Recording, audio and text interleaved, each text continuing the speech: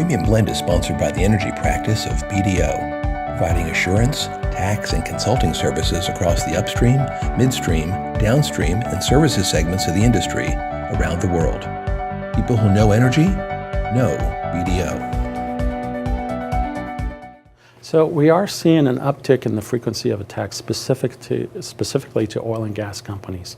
In 2012, according to the Department of Homeland Security, 41% of all attacks were specifically targeting energy companies.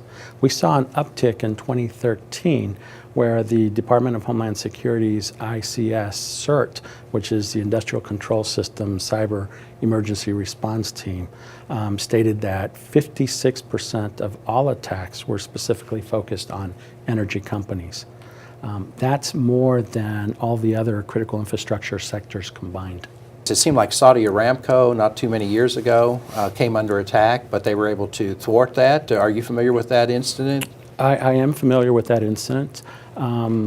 They were attacked and they lost 30,000 computers due to a malware attack. The interesting thing is that given a short span later, that same virus and malware hit a gas company. And the interesting thing about that specific Shamu virus was that when it attacked the oil and gas company, it only attacks, it did not attack or have the capabilities to attack 64-bit computers. And a short time later, when it attacked the gas company, it had that capabilities and it implemented those capabilities. And that's something that's really of a concern because it talks to the amount of resources that are behind these attacks. U.S. oil and gas companies have a number of assets that are dispersed across large geographies, sometimes in remote and harsh locations. At the center of those assets are industrial control systems and SCADA systems that were designed to reliably and safely help extract, refine, and transport hydrocarbons. Those systems have traditionally been air-gapped from business networks, from control operation centers, from centers of excellence.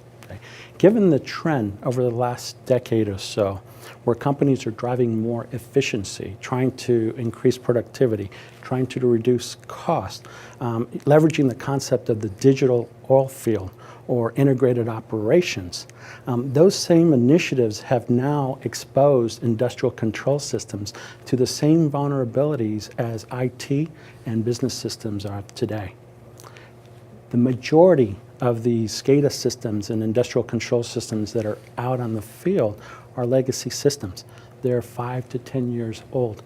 Those systems were not designed for cybersecurity. Threats are across the board, right? We've seen generic threats in the form of heartbleed, shell shock, poodle.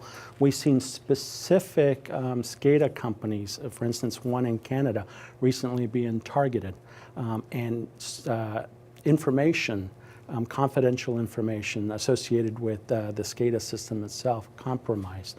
That's a huge concern to the industry because they're a supplier to oil and gas. Recently, we saw ICS companies and vendors, OEM vendors, being targeted by Havix and Energetic Bear. These are various viruses, malware that are targeting oil and gas companies that specifically targeted those industrial control system vendors, injecting remote access Trojans into their software and then making it available for updates and upgrades to the rest of the industry. When you look at some of the defense mechanisms and control systems, cybersecurity control systems that are in place today, they're based on software. They're also based on rule sets, and they're based on signatures. What that means is that they're looking in the rearview mirror for signatures and incidents that have already happened. So we have to take a new approach, a next generation approach to cybersecurity. No longer is it viable to look in the rearview mirror. We have to put defense mechanisms out there that are more proactive in nature. The government has put in place, in conjunction with NIST, the National Institute of Standards and Technologies, a cybersecurity framework specifically designed to help companies mitigate the risk of cybersecurity.